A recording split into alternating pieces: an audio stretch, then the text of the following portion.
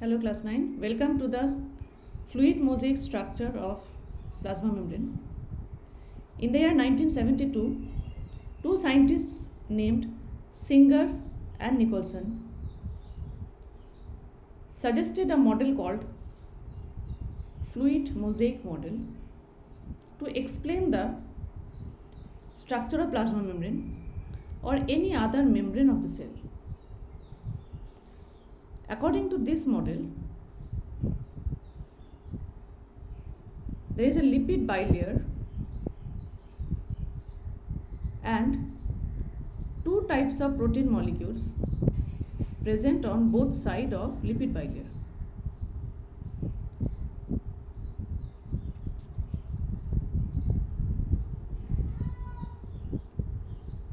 According to the concept of Singer and Nicholson, this model was described as a number of protein icebergs floating in the sea of lipids. So Singer and Nicholson described the properties and organization of the plasma membrane as the protein molecules, which are of two types, intrinsic and extrinsic proteins, like icebergs floating in the sea of lipids. Now here you can see it is the bilayer of lipid molecules. Each lipid molecule has a head and two tails. Heads are hydrophilic heads, whereas tails are hydrophobic tails. Here it is showing hydrophilic heads of phospholipid molecules and hydrophobic tails of phospholipid molecules. So you can see hydrophilic heads are towards the outer side or inner side of the cell, whereas hydrophobic tails are facing to each other.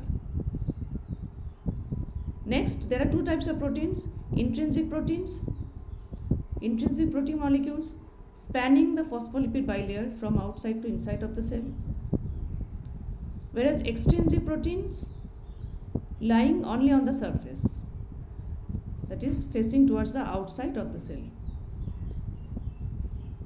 Here are branching carbohydrate portions of proteins which act as antigen. Okay, therefore this type of lipid is called glycolipid.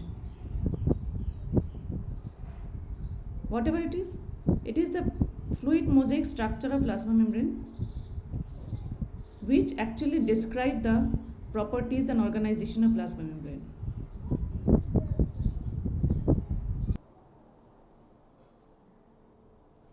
Okay, now we will learn about the two main physical processes which are responsible for movement of the molecules through plasma membrane. They are diffusion and osmosis. Diffusion is the movement of substances from its higher concentration area to lower concentration area. Movement of substances. For example, say in case, say when some scent or fragrance is sprayed at any corner of the room, within few minutes we can have the smell from each corner of that room.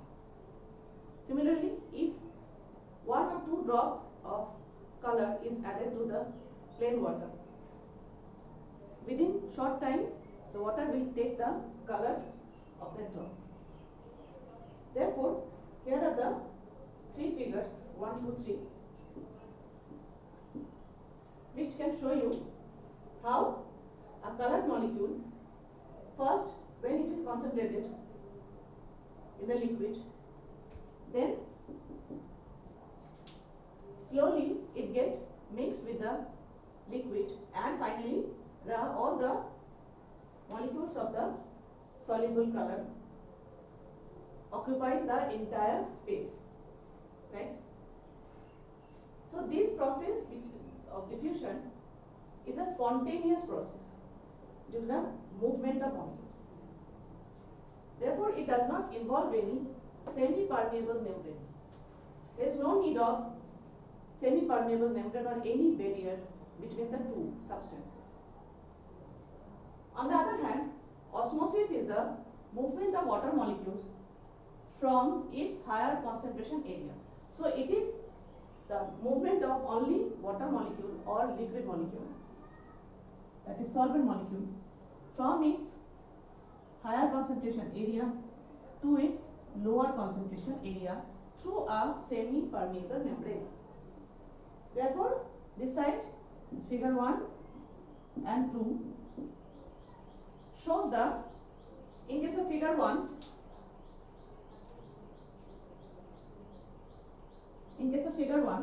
it shows the when living cells are dipped in any solution, then either the solvent will move towards the cell or outside of the cell.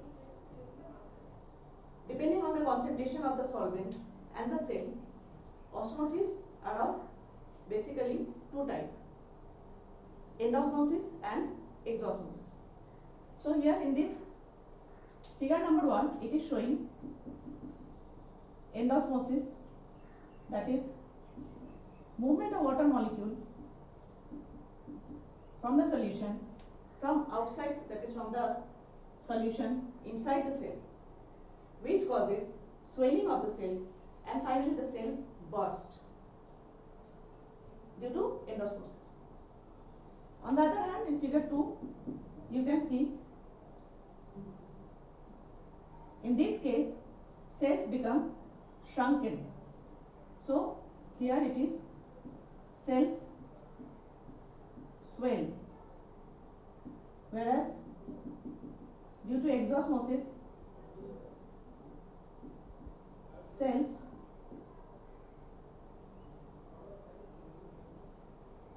shrunken. That means there is movement of lipid molecule from inside the cell to the outside environment, due to which cells become shrunken.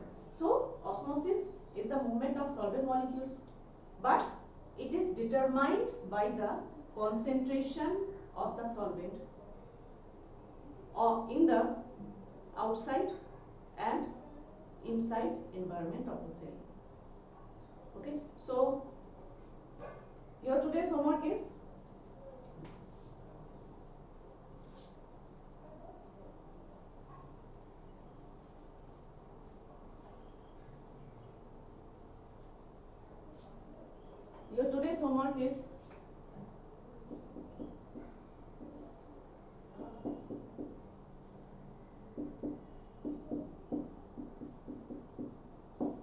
read the topics, read and learn the topics obviously, and next write the